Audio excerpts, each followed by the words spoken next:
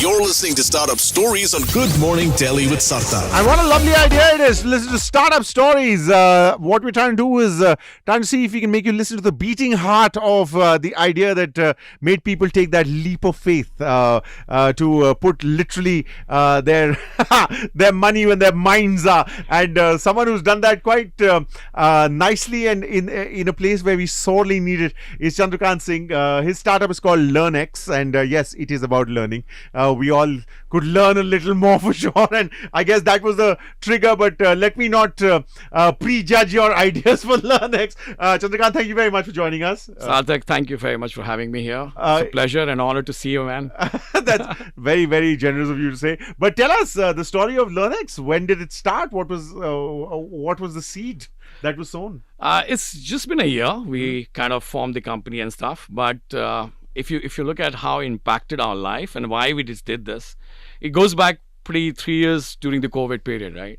Where every one of us was massively impacted by staying home, and mental health became a major challenge. Of course. And nobody was trying to solve it. And we thought, it's a national problem, it's an international problem, it's a global issue. But then we thought, take a step forward, do something about it. Sure. And then we figured it out, and finally, it's been a year. It's been quite a different phase of life, you would say, but it's been going so far so good. So, since we're living in a world obsessed with labels, if you were to ask you to label LearnX, how would you label it? I think I would say pretty rocketeer.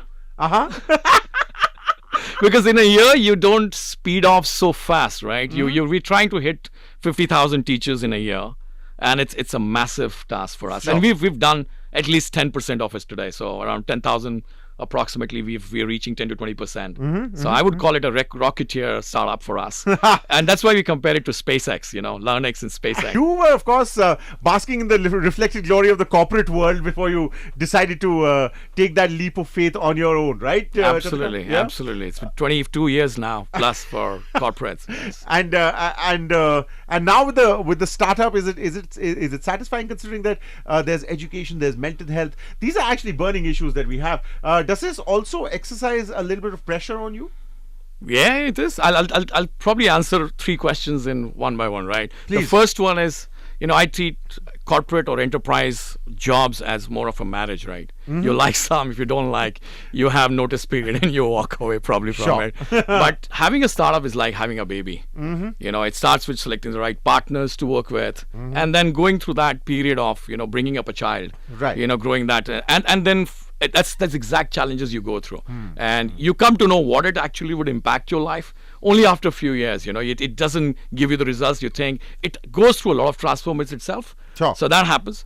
Now, mental health is probably the most misrepresented today. Okay, a lot of us have awareness which is limited, and a lot of us try to learn online about it and try to fix it ourselves. Sure. But there is not a kind of a forced approach or a kind of a curriculum approach that is taken through. What we've done is we've designed a curriculum which takes it to the school community, where even the teachers and the parents kind of contribute towards this as an ecosystem, and develop a curriculum furthermore to give it back to the society.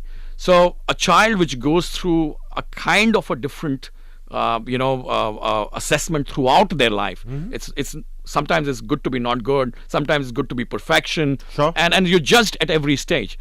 We're trying to bring that awareness, Sarthak. So we're trying to create that awareness, and that's the first stage, and it takes real amount of effort, trust me. And this is one of the way of doing it, like awareness creation. For sure. It's coming to you and you're doing it for us. There's also, this whole thing about being, the education sector is also a sector that also sees a little bit of cynicism that has crept in, with the kind of horror stories that one has heard about startups, etc. So is that a little bit of a bummer for you? I mean, have you had to face, raised eyebrows and furrowed brows? Have you had to do that? I think you go to any sector now in terms of startup, everywhere it's crowded. Okay, it's not the sector that used to be, and it should be that edtech is very crowded now. Sure. But again, what we're doing is something very unique. It's not something trying to teach students academics. Sure. Or not trying to compete in teaching teachers in a different way to teach academics to students. Right. What we're doing is kind of making everyone aware that there is an underlying issue in every school, every student, every parent. And none of us has time. Sure. Look at the teachers today. Yeah. They go back home. They've got kids to take care of. They got their own family. Sure. Then they have to prepare for classes. They've got to come back. And the entire focus has always been academics. And look at the parents, they don't have time. And look at the kids, they have all the times just to prepare for exams. So what we've done is kind of stage 1, stage 2, stage 3 of bringing that awareness first, making that accessible to people. So you just do like 10 minutes of learning every day. You're not spending like hours on getting a certification. Sure. And then you are kind of, it's a flip learning. So you put it in a situation where you are asked to react in a particular way. Sure. And your reaction could be, say, appropriate, but it may not be the best way to react. And teachers are very sensitive as well, because it's a line that they put in their heart and soul. Of course. Like 20-25 years of learning, you can't go and teach teachers.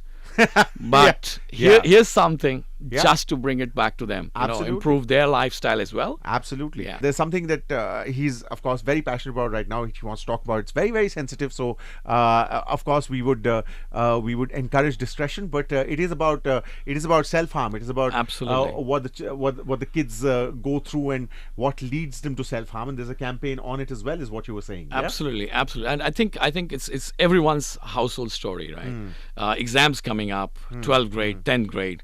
The entire community is kind of in a fever, right? And it's across Asia, across, I would say, the Asian community itself. I would say across all the regions that I have actually seen it.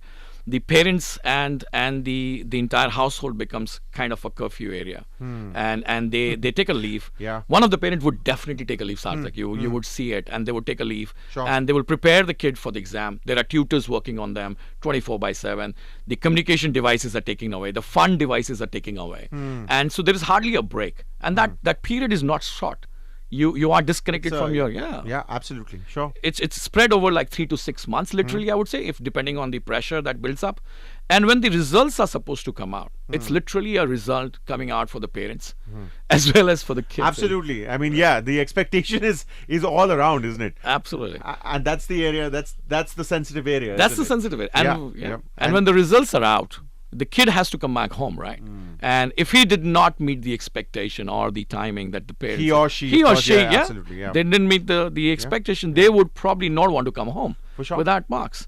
And while we have disconnected all the communications, it leads that to them being isolated, and that is where it starts to provoke that self-harm and that. And what we're doing with Institute of Mental Health Singapore is bringing a complete awareness campaign. Again, Sarthak, which you harped upon, and we talk about Sure. it. It's awareness is what we're trying to do. Yeah.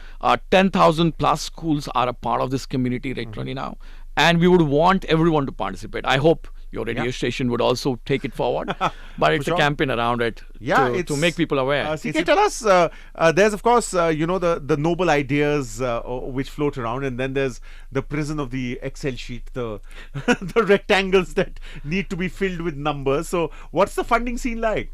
Oh, it's crazy right now, with the international global markets and recessions as well. Yeah. And the way some of our leaders in startups have done with the finances, it is not looking very good.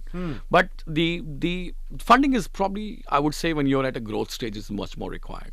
At an early stage where we are, and funding is not that critical to us. Right. It's more of onboarding people, making them believe that there is a concept that works for them, Sure. solving their problem, right? There is a problem. A lot of people, first is denial. Sure. Okay, I don't believe there is a mental health issue in my home. Right, And it could not be identified. And when we go to even government, and we go to any other places, you would also feel, we're doing fantastically well. I'm focused on delivering academic numbers. We're doing well. Yeah. But for a change, when we reached out to the Indian government, even Niti Aayog through the AIM mission, Atal Innovation Mission, they completely adopted us. They said we have 10,000 plus schools across geographies, Right. and even Manipur like states, where we feel so remote. School and teachers are there. They've been so excited to be part of this program, Sure. and thanks to Niti Aayog and AIM team, and plus then DPS across Delhi Public School, Right. is the first adopters again, and with their help, you actually believe you're solving the problem. So funding, when you see as funding not coming in, you should not get disappointed. If you see your customers acknowledging you, your end customers Sure. adopting, signing up for it, and wanting to, money will flow in. Right. But don't just think that money is one of the factors to run a startup. Money is probably I would say the last one. They call it that you first onboard people, then you should be able to invoice them, and third is you must be able to collect money from them. So that's how a startup story should play out. That's how a startup story should play out, and that's what's played out right here on 94.3 Radio 1. The startup story with the wonderful CK Chandrakant Singh from LearnX. This has been absolutely wonderful. Thank you so much for your time. All pleasure, Sarthak. Look forward to more sessions with you. Absolutely. LearnX.academy is the website that you might want to go to if you want to check out more about what they do. What we're going to check out is a short little break and then more music coming your way to please the eardrums right here on 94.3 Radio 1. Don't touch that dial.